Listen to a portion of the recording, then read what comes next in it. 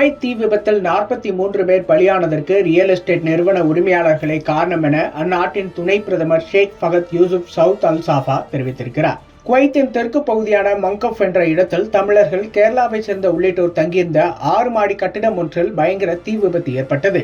இத்தீ விபத்தில் 10 இந்தியர்கள் உட்பட 43 பேர் பலியாகியுள்ளனர். இவர்களில் 5 பேர் கேரளாவை சேர்ந்தவர்கள், 2 பேர் தமிழ்நாட்டைச் சேர்ந்தவர்கள், எஞ்சிய 3 பேர் வடமாநிலங்களைச் சேர்ந்தவர்கள் என்று சொல்லப்படுகிறது. மேலும் தீ விபத்தில் சிக்கிய 40க்கும் மேற்பட்டோர் மருத்துவமனைகளில் அனுமதிக்கப்பட்டுள்ளனர்.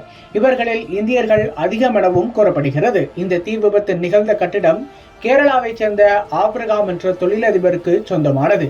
தீ விபத்து சம்பவ இடத்தை அந்நாட்டின் துணை பிரதமர் ஷேக் ஃபகத் யூசுப் சவுத் அல் சாஃபா நேரில் சென்று பார்வையிட்டார். அங்கு தீயணைப்பு மற்றும் மீட்பு பணியில் ஈடுபட்ட பணியாளர்களுடன் அவர்கள் ஆலோசனை நடத்தினர்.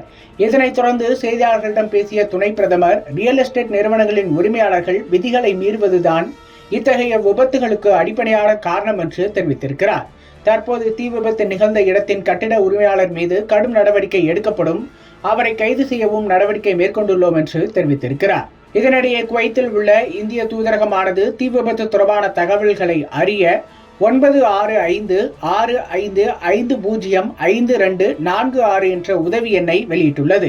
இத்துயர சம்பவம் குறித்து மத்திய வெளியுறவுத்துறை அமைச்சர் ஜெய்சங்கர் தமது எக்ஸ் பக்கத்தில், குவைத் தீ விபத்து தகவலால் அதிர்ச்சியடைந்த 40க்கும் அதிகமானோர் பலியாகினர், 50க்கும் அதிகமானோர் மருத்துவமனைகளில் சேர்க்கப்பட்டுள்ளனர். இந்த விபத்தில் உயிரிழந்தோர் குடும்பங்களுக்கு ஆழ்ந்த இரங்கல் தெரிவிக்கிறோம், பாதிக்கப்பட்டோர் குடும்பங்களுக்கு தேவையான உதவிகள் செய்யப்படும் என தெரிவித்திருக்கிறார்.